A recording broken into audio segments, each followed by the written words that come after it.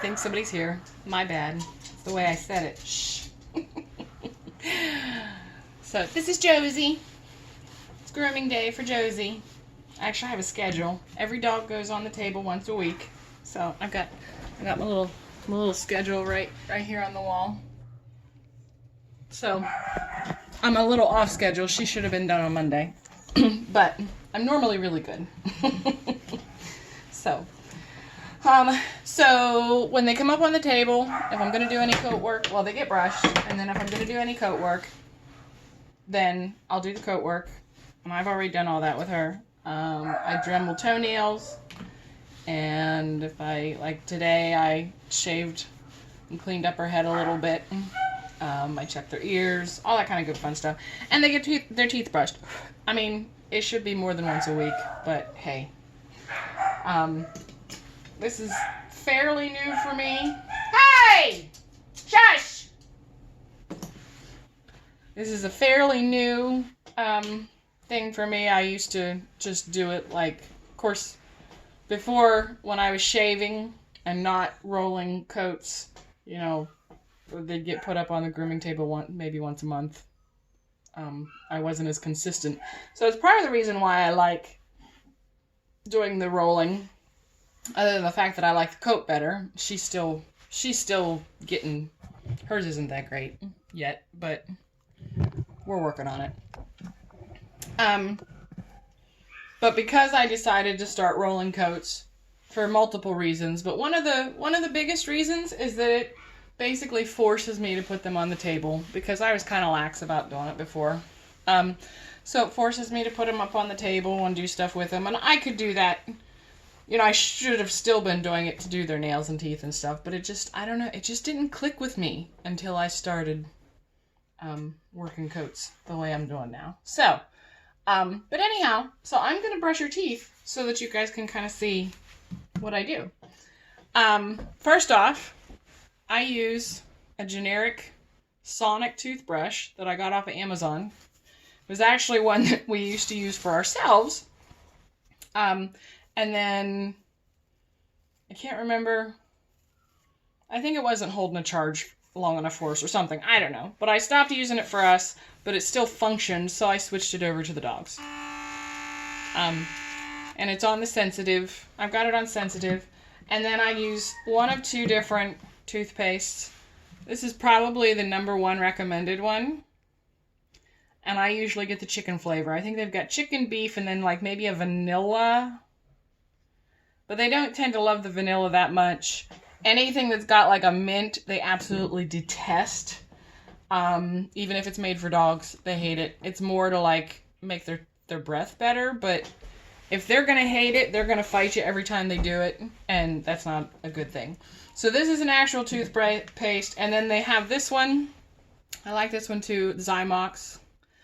And it actually is a brushless, so if you have a dog that won't really let you get in their mouth and brush, supposedly if you just get it into their mouth, it'll kind of work on its own, and it's more of a clear gel. I don't really know what, it doesn't have, I don't know if it actually has a flavor.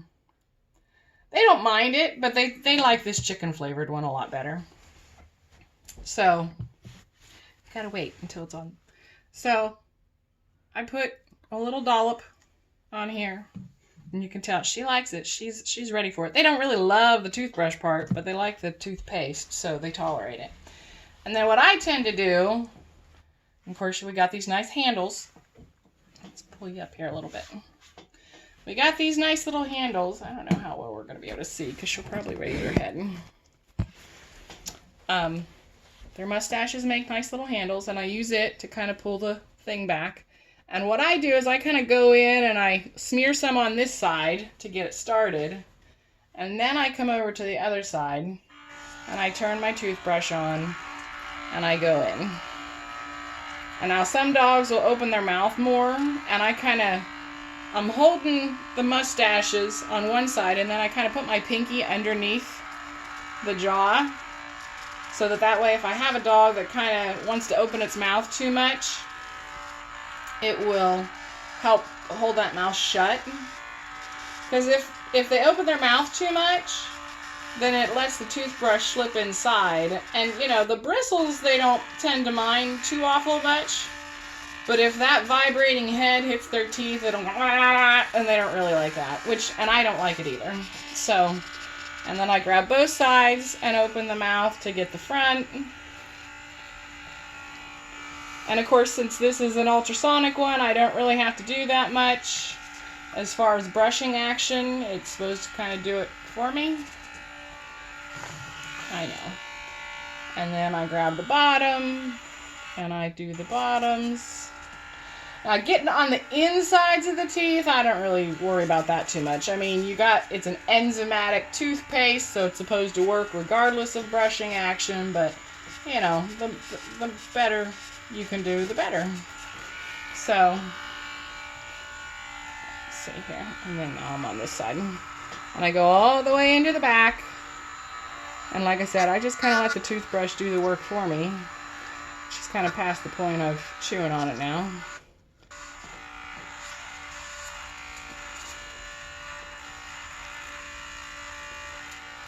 Like I said, this is kind of, like, I used to do it probably maybe once a month if I was lucky. I've only been doing it once a week now for about 2 months. So, you know, there was still a little bit of tartar buildup, and sometimes I'll go through and I'll use my scraper to do that. And then we're done. So she's, you know, so teeth are brushed. She likes the toothpaste, so she didn't mind it too much. We got little pearly white teeth. There's a little bit of buildup here in the back, which I could hit with a scraper, but it gets hard to do. The scraper I bought off of Amazon. It's kind of a special, where are we at? Special doggy one. Both ends kind of have that, but the point goes in a different direction. But you know, if I'm going to scrape, then I can scrape here and take off some of this heavier stuff. Now, you know, if you use the toothbrush regularly, it'll soften it and make it easier. And then, like, if you're giving them chewies, they're more likely to be able to knock that off kind of by themselves. But I knocked off some of that, and it's just kind of flaky stuff in there. There's a little bit here on the front that I missed last time I scraped. So I check, you know, and it gives me a good way to check just the general overall oral health, you know, and then that way if there's any sort of growths, or most people just don't look in their dogs' mouths. So if there's any sort of weird growth or anything, you know, they can get tumors and cancers in their mouth, and people don't realize it's there until it's big enough that it's causing pain and they won't eat, or it's into the sinus cavities. And at that point, you know, a lot of times it's inoperable. They can't really do anything with it. And then they just, you know, it's palliative care to keep them comfortable at the end of their days. So, you know, this forces you to kind of have to notice these things. And you'll notice it sooner rather than later, so that, you know, you might actually be able to treat them and give them many more years. So now we brush her up. Oh, I know. It's just off. Just off. So there's our toothbrushing. Huh? Was it horrible? Are you not amused? So there we go. That's our toothbrushing that we do here.